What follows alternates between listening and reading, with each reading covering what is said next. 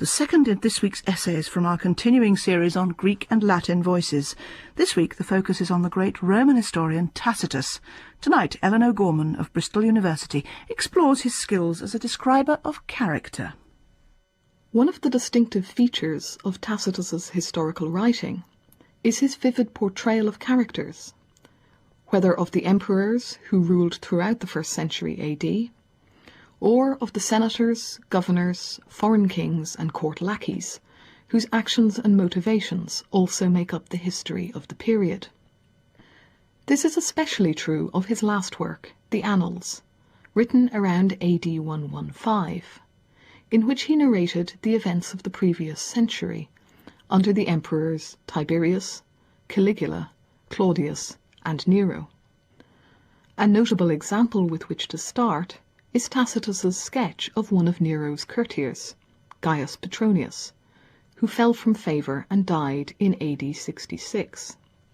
Tacitus writes, "In Gaius Petronius's case, some brief background must be given. On his part, the day was spent in sleep, the night on duties and the delectations of life. And just as others are projected to fame by their industriousness, so had Petronius been by shirking. And he was considered not a glutton and profligate, as are very many of those who drain their own resources, but a man of educated luxuriousness. And the greater the laxity of his words and deeds, parading as they did a certain indifference to self, the more gladly were they interpreted as a specimen of his straightforwardness. Nevertheless, as proconsul of Bithynia, and later as consul, he showed himself vigorous and equal to business. Then, recoiling into vice, or by imitations of vice, he was enlisted by the Emperor Nero among a few of his establishment as the arbiter of elegance. Inasmuch as Nero thought that nothing was attractive or had the soft feeling of affluence, except what Petronius had approved for him. Petronius is a memorable character who stands for the spirit of Nero's reign, at a time when men are famous not for great military and political deeds, as in previous generations of Roman history, but for stylish decadence. But this is not a simple character portrayal. Petronius in his political career is active and effective, and this makes his decadent pose more intriguing. Why does Petronius choose vice over virtue? And, as Tacitus adds, does Petronius choose vice, or merely imitate vice? Because such questions cannot be fully answered, the character sketch remains compelling to readers. The role of character in historical writing serves many different functions. Characters exemplify an age, as Petronius does, or stand as an example for readers to learn from. Also, an individual's character determines the way they act, and so historians from the 4th century BC used character in part to explain historical events.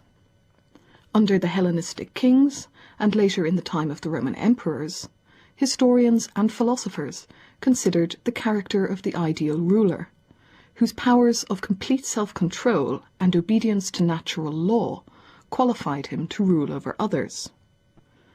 We see this tradition evoked by Tacitus when he first introduces the young Gaius Caesar, soon to be the notorious emperor Caligula. Gaius Caesar cloaked his monstrous temper by a cunning modestness, with no vocal outburst at the conviction of his mother or the extermination of his brothers. Whatever kind of day the Emperor Tiberius gave signs of having, Gaius would adopt a similar style, his words differing scarcely at all. Hence a knowing remark of the orator Passienus soon became current. Never had there been a better slave or baser master. Gaius's nature makes him doubly unsuitable to rule. He doesn't control his monstrous temper, he only conceals it. He serves his grandfather's whims, while he violates the natural law of family ties. Understanding the nature of the ruler was an important key to understanding the central policies of the reign, and to surviving under similar rulers. But the emperor often cloaks his true nature, or is influenced by those around him. Tacitus's portrayal of the Emperor Tiberius at different times calls attention to this difficulty. Here he recounts one of the most tense moments of Tiberius's reign, the moment after the death of Augustus, when he takes up the position of emperor. Or does he? Tiberius's words, even on matters which he did not want to conceal, were, whether by nature or habit, always weighed and dark. But on that occasion, when he was striving to hide his feelings deep down, the extra complication of his speech led to uncertainty and ambiguity. An important function of history for the Romans was to present readers with examples of different kinds of behaviour, as warnings of what to avoid or to imitate. Tacitus, on the assumption that many of his readers would pursue political careers, often implicitly or explicitly presents his senatorial characters as examples. Here he gives us Publius Ignatius, who is finally brought down in AD 70 for the betrayal of his friend in a treason trial in AD 66. Publius Ignatius had been parading the authority of the Stoic sect, disciplined to display an image of honesty in demeanour and voice, but in reality faithless and guileful at heart, concealing his greed and lust. But after these qualities had been exposed by money, Ignatius exemplified the fact that the guard one takes against those enveloped in intrigue or stained by iniquity needs to be matched by that against those treacherous in their show of good features and traitorous in friendship. In this instance, as so often, the reality of Ignatius's character which Tacitus exposes is only evident with the benefit of hindsight. For the unfortunate friend he betrays, this knowledge comes too late. Ignatius exemplifies the age of the treason trials, when traitorous friendship was at its most profitable. When the Senate turns against Ignatius in AD 70, they are in part condemning the age of Nero under which such trials flourished. We have already seen how a character like Petronius embodies contradictory qualities of virtue and vice. At other times, the abandonment of virtue shows us how individuals are corrupted by the age in which they live. Here Tacitus gives us the career of Lucius Vitellius, whose son was briefly emperor in AD 69. Despite Vitellius's servility under the emperors Caligula and Claudius, Tacitus reminds us of another aspect to his character. Concerning Lucius Vitellius, I am not unaware of his unfortunate reputation in Rome, and that many foul things are recalled. But in ruling provinces, he acted with old-time excellence. It was on his return from the East that, through alarm at the Emperor Caligula, and association with the Emperor Claudius, he changed to shameful servitude, being regarded among posterity as an example of sycophantic disgrace. The commencement of Vitellius's career surrendered to its conclusion, and his moral youth was obliterated by outrages in old age. In reminding us of Vitellius's earlier excellence, Tacitus not only fulfills his duty as a historian to recall what would otherwise be forgotten, he also implicitly condemns Caligula's violence and Claudius's despotism by associating their rules with the moral downfall of a once virtuous Roman. For Tacitus, as we've already seen, character is embedded in almost every explanation of events or situations. His character sketches continue to be compelling for what is often called his psychological realism. Tacitus defines his characters not just by their natures and habits, but by their ambitions and hatreds.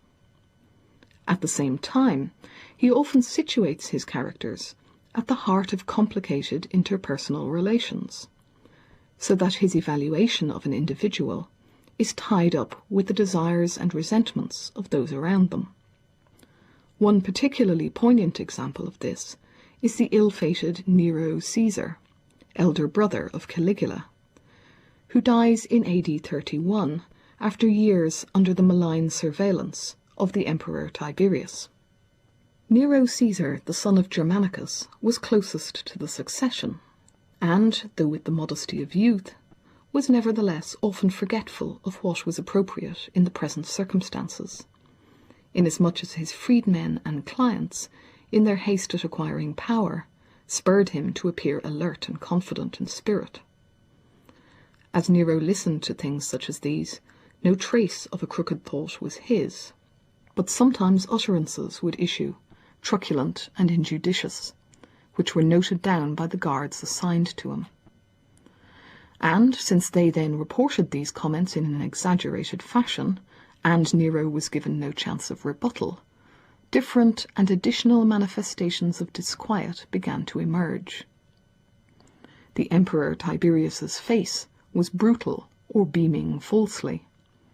Whether Nero spoke or kept quiet, silence and utterance alike drew a charge. Not even his night-time was carefree, since his waking, his sleep, and his sighs were disclosed by his wife to her mother, and by her, in turn, to her lover Sejanus. Sejanus drew Nero's brother, too, Drusus, to his side, throwing before him the prospect of the emperor's position if he removed his elder and already undermined sibling.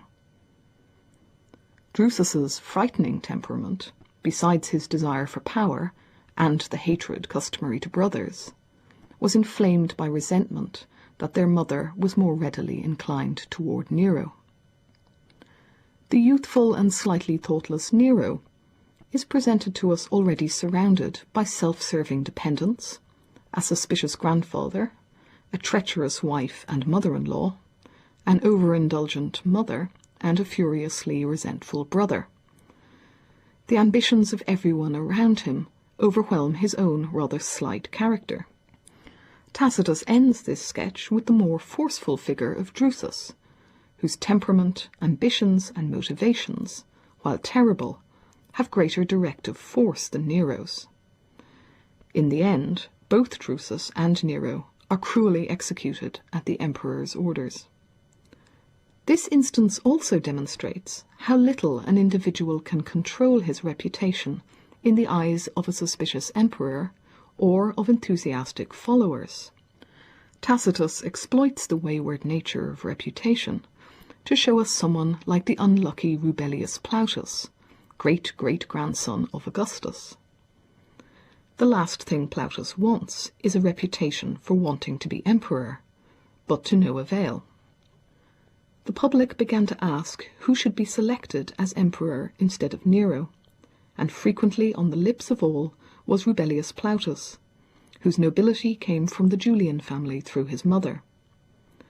The man himself cultivated the stoic preferences of his ancestors, being of serious deportment, his household chaste and private, and the more he concealed himself through dread, the more reputation he acquired. Tacitus associates Plautus's virtue with old-fashioned behaviour. He stands here as almost the polar opposite to Gaius Petronius, with whom we began.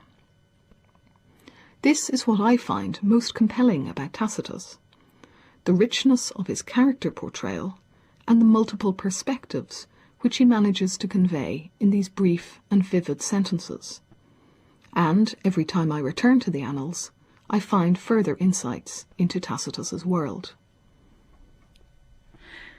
The essay was presented by Ellen O'Gorman and produced in Bristol by Tim Dee in association with the Open University. Tomorrow at the same time, Andy Martin on Tacitus in France.